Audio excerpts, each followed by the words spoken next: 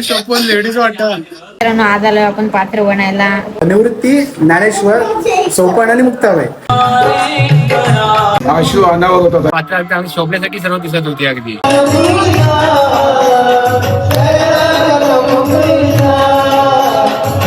मित्रांनो, हे अनएक्सपेक्टेड होतं. सो हे बघा, मला काय करावं लागतं. मी घरी नाही गेलो, मी ड्रेसिंग रूममध्ये इथं बाजूला आलो वॉशरूममध्ये. आणि आपलं सर्वात हार्ड मुवमेंट आहे, कारण मी आताच म्हणजे शेपमध्ये करून आलेलो. आता 2 महिन्यापूर्वीच क्लीन शेव केलेलं आहे आणि आज परत पुन्हा करावं लागतं. सो ठीक आहे. सो गाईज, मला वाटतं ही क्लीन शेववाले माझी मिशी काढल्यानंतर मी आणखी सुंदर दिसतो. सो कसा दिसतोय सांगा. हे अनएक्सपेक्टेड होतं. मी गावी आत्ताच आलोय आणि आल्या मला पात्र मिळालं. नमस्कार मंडळी, कसे आहात? मजेत ना? तर मजेतच राहा. मी क्षितिज श्याम गुलाबकर पुन्हा एकदा स्वागत करतो आपल्या हक्काच्या भन्नाट अशा नवीन ब्लॉग मध्ये. तर मित्रांनो, मी आजच आलोय गावी आपल्या अखंड हरिनाम सप्त्यासाठी. आणि आजचा अखंड हरिनाम सप्त्याचा 4था दिवस माझ्यासाठी तो पहिला आहे. आणि आजचा जो प्रसंग आहे म्हणजे आपल्या कथेचा, म्हणजे आपल्याकडे प्रवचन असतं, तर प्रवचनला दरवर्षी वेगवेगळी कथा असते. तर यावर्षी कथा आहे ती म्हणजे ज्ञानेश्वरी. आणि ज्ञानेश्वरीचा आजचा 4था दिवस. तर याच्यात ज्ञानेश्वर माऊलींची संपूर्ण तीर्थावळी हा आजचा टायटल आहे. आणि याच्यानुसार आपल्याकडे झाकी केली जाते, झाकी दाखवली जाते. सो झाकीमध्ये वेगवेगळे पात्र आहेत, ते तुम्हाला मी दाखवेन. त्यांची ओळख शेवटला करून देईन. तोपर्यंत तुम्हाला ओळखावं लागेल की कोण कोणत्या पात्रामध्ये. आणि आज लकीली मी आजच आलोय आणि लकीली मला सुद्धा एक पात्र मिळालंय आणि ते तुम्हाला कळेलच लवकर. त्यासाठी व्हिडिओमध्ये बनवून राहावं लागेल. दरवर्षी मजाच येते, खूप मजा येते. आणि हा कार्यक्रम भक्तिभावाने आणि आनंदाने पार पडतो. सो आमच्या गावातील हा कार्यक्रम तुम्हाला आपल्या ब्लॉग मधून दाखवणार आहे. मला माहिती आहे तुम्ही इथे येऊ शकला नाही, पण तुम्ही माझ्यासोबत आहात आणि तुम्ही माझ्यासोबत आहात हे मी तुम्हाला फील नक्कीच करून देईन. तर मित्रांनो, मी आता तुम्हाला ड्रेसिंग रूम मध्ये घेऊन जातोय आणि ड्रेसिंग रूम मध्ये काय माहोल आहे ते दाखवतो. तर आता आपल्यासोबत आहेत मेकअप मॅन दर्शन श्रावण पाटील, देत कृष्णा गुलाबकर, आणि इथे आहेत जे काय विसोबा पंत. त्यांचं नाव शेवटला समजेलच. आणि ते कोण आहे ते तुम्ही ओळखून कमेंटमध्ये सांगा. सो आजची जी कथा आहे ती तुम्हाला मी दाखवणार आहे, ते सांगणार नाही काय असेल ते, ती एक्सपिरियन्स करा तुम्ही. पण जे पडद्यासमोर येतं आणि पडद्यासमोर येण्यामागे पडद्यामागे जे कामं करतात ती लोक, म्हणजे हे त्यांच्यामुळे पडद्यावर ती कला उठून दिसते. सो खूप खूप धन्यवाद. काय मग बघितलंस मेकअप कसं झालाय, तर कसं वाटतंय? चांगलं. आणि हा रोल प्ले करण्यासाठी तू किती एक्साइटेड आहेस? भरपूर आहे. ओके. मेकअप साठी आम्ही कुठे शिकायला गेलो नाही की काय नाही. आम्ही आमच्याहूनच मेकअप करतो असं कोणाचं बघून. पहिले आम्ही कोणाची साडी घ्यायचो, कोणा काय त्याची ड्रेस बनवायचो. आणि आम्ही कुठे म्हणजे प्रोफेशनल मेकअप कुठे शिकायला वगैरे गेलो नाही. आम्ही आमच्यातूनच शिकलोय. मनापासून काम केलं, आवडीने काम केलं, जीव लावून काम केलं. त्यानंतर जे बाहेर आलं, जे रिझल्ट मिळालं ते आता आपल्या समोर. म्हणजे तुम्ही मागच्या वर्षीचे व्हिडिओज बघा, त्याच्या आदल्या वर्षीचे व्हिडिओज बघा, तुम्हाला अंदाज येईल की कोणत्या लेवलचं मेकअप करतात. So hats off. तिसरी. तू कितवीला आहेस? तिसरी. आपली कथा कशाला ठेवतात बाबू? ऐकायला नाही. तुम्ही काय करता? शाळेत जातेस रोज? मग कथेला कोण जाल? नाही जा. तू जातेस? मग आता कथेला कोण जाल? कथा कोणत्यासाठी ठेवल्या? आपल्यासाठी नाही. मग कथा ऐकल्यावर आपल्याला समजेल नाही ज्ञानेश्वर माऊली कसे होते. बघून आपला सप्ताह आहे 15 म्हणजे 7 दिवसाचा सप्ताह असतो. आणि पुढचे आपले 3 दिवस आणि बाकीचे असे म्हणजे पाठचे परत 4-5 दिवस. तर आपला 15 दिवस आपला सप्ताह कार्यक्रम चालतो. मग तुम्हाला मच्छीची आठवण येते का? आपल्या गावामध्ये मच्छी, दारू बिरू सगळे बंद केलेले असते. मग तुम्हाला ह्या 15 दिवसात मच्छीची आठवण येते काय? नाही. अजिबात नाही. तुम्हाला अशी खावाशी वाटत नाही की आपण डेली मच्छी खातो एरवी दिवस, आणि ह्या 15 दिवसात तुम्हाला मच्छी खावाशी वाटत नाही? अजिबात नाही. शाबास मित्रांनो, अशीच हीच तर आहे आपली भक्ती 15 दिवसाची. मित्रांनो, 15 दिवस आमच्या गावी दारू मच्छी बिची पूर्णतः बंद असते. लहान मुलापासून तर मोठ्यापर्यंत 15 दिवस टोटली आपली मच्छी बंद असते, त्याच्यामध्ये हे लहान मुलं पण उपवास पाळतात, की 15 दिवस तप करतात की मच्छी आपण खायची नाही. तर आपण मित्रांनो बघितलं तर त्यांना मी विचारलं प्रश्न, तर ते बोलतात की आम्हाला 15 दिवस मच्छीची आठवण सुद्धाही येत नाही. हा प्रश्न विचारायचं कारण मी सांगतो. कारण आपण आहोत कोळी. आपल्या कोळीवाड्यामध्ये, कोळी लोकांमध्ये मच्छीशिवाय काही झालत नाही. कारण मच्छीवरच सर्वांचं जीवन चालतं.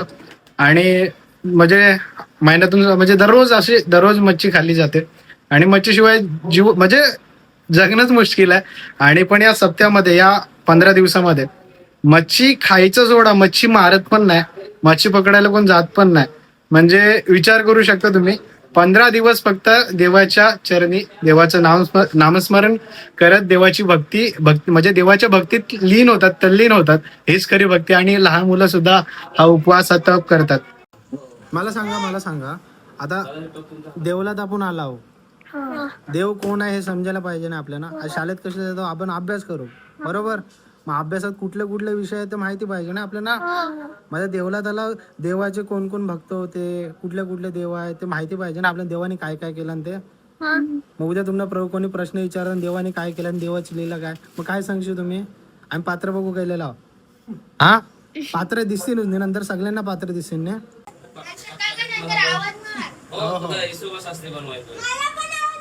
काय बोलतो तो, काक्रोचचे बोलते असतात लिस्टिक.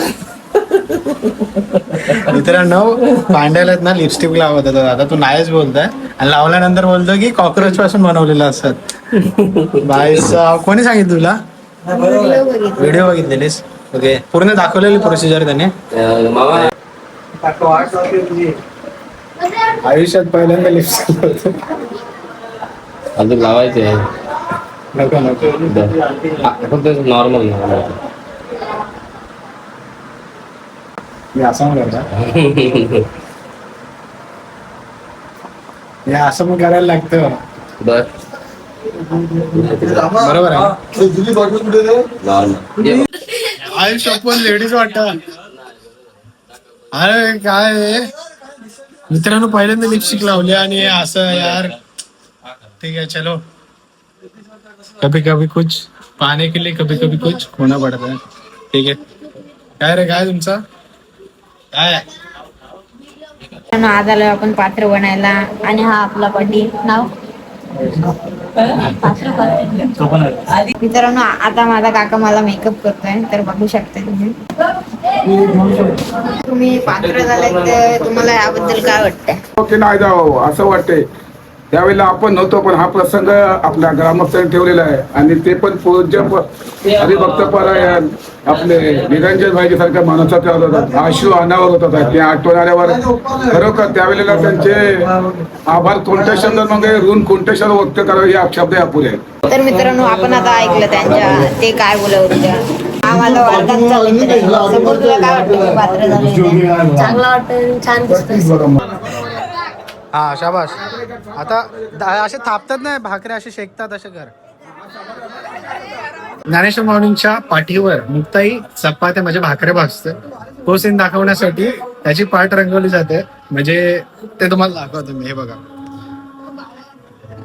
ते आहेत फिमेल मेकअप आर्टिस्ट. हाय, काय कसं काय. मस्त छान एकदम लुक झालेत. खूप मजा येणार आहे. मित्रांनो मला ते वीक लावतात. प्रॉब्लेम असं झालाय की आता आपण बालाजीला जाऊन आल्यामुळे आपल्या डोक्यावरचे केस खूप कमी आहेत. आणि माझा असं विचार होता की तिथे पिन लागणार नाही ना, पण आपण टाचण्या का डायरेक्ट. तर गावात डॉक्टर पण नाही, टेन्शन नाही. सो मित्रांनो आता आपण जातो थोडं रेडी होण्यासाठी. आता आपले काका आहेत ना, ते थोडं आपल्या केसांचे सेटिंग करतात. त्यांनी आता नाव्यांचा कोर्स केलेला, पण गावात धंदा चालत नव्हता म्हणून त्यांनी कॅन्सल केलं. आता परत ते सुरू करणार. रामकृष्ण हरी मंडळ. आता आपण रेडी झालो सगळे आणि सगळ्या पात्रांची मी आता ओळख करून देणार आहे. निवृत्ती, ज्ञानेश्वर, सोपान आणि मुक्ताबाई. तर या चौघां भावांमधला सर्वात जो मोठा आहे तो म्हणजे मी, निवृत्ती महाराज. त्यानंतर आहेत ज्ञानेश्वर माऊली आणि त्यानंतर आहेत सोपानदेव आणि त्यानंतर आहे मुक्ताबाई. सो सगळ्यांची नावं कमेंटमध्ये सांगा. माझं पण पहिलं टाका. सो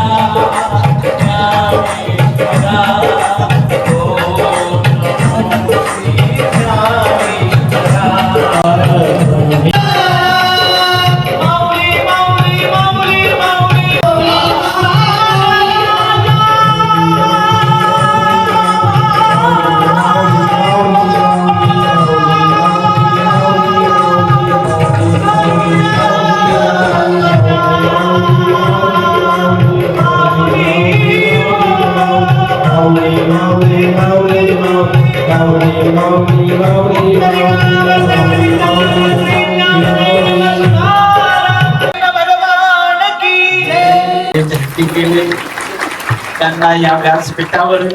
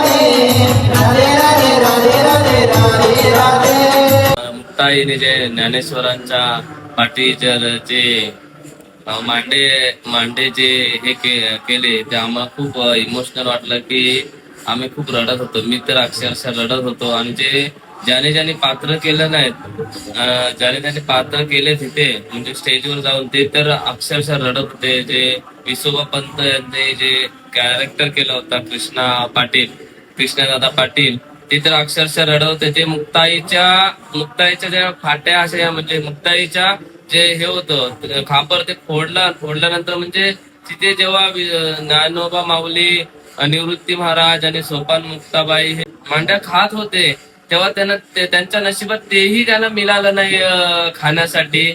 आणि एवढे म्हणजे माऊलीने किती हाल सोसले असतील हे विचार करण्याच्या पलीकडेच आहे. प्रत्यक्ष 750 वर्ष पाहू शकलो नाही, फक्त ऐकून होतं की वाचत होतं नाही फक्त. पण आज आम्ही प्रत्यक्ष पाहिल्यानंतर आमच्या आनंदाला पारावर राहिला. आणि दुःख प्रसंग किती आपल्या भोगले असतील साधू संतांनी. आपल्याला जरा घायला घालत नसेल आपण काहीतरी आपण त्यांना एवढा छल केला पंताने प्रत्यक्ष आमच्या समाजातर्फे दाखवण्याची जी मोलाची कामगिरी केली. अगदी खरोखर अगदी बघण्यासारखा कार्यक्रम तो होता अगदी. आणि सर्व पात्र पण होते अगदी उभे अगदी त्या पात्र अगदी शोभण्यासाठी सर्व दिसत होती अगदी. कुठल्या अगदी पात्रामध्ये सुद्धा अगदी काय कुठल्या अगदी शंकाच राहिली नव्हती. खरोखर तो कार्यक्रम अगदी मस्त आवडला आम्हाला एकदम. कसं काय मस्त मस्त ओळखलंच ना? ओळखले नाही. मामाने सांगितलं मला शिटी झालंय म्हणून, तेव्हा तुला मग असं डाऊट ना आला? मला डाऊट नाही. झोपली आणि झोपेत पैसे उठून आली. मागून गेले तेव्हा नाही, काहीच नाही वाटलं. मालिशावरून मग बघितलंच पण ना ओळखलं. मी आता जस्ट गेली आणि फोटो काढला. ओळखलं सगळं? मस्त ओळखलं मग तुला. लय भारी दिसत कसं होतं. वाटलं मग आजचं? लय मस्त लय मस्त दिसत होत. आणि जे आता म्हणजे पात्र साकारतात ते सगळे कसे वाटत? मस्त होतं.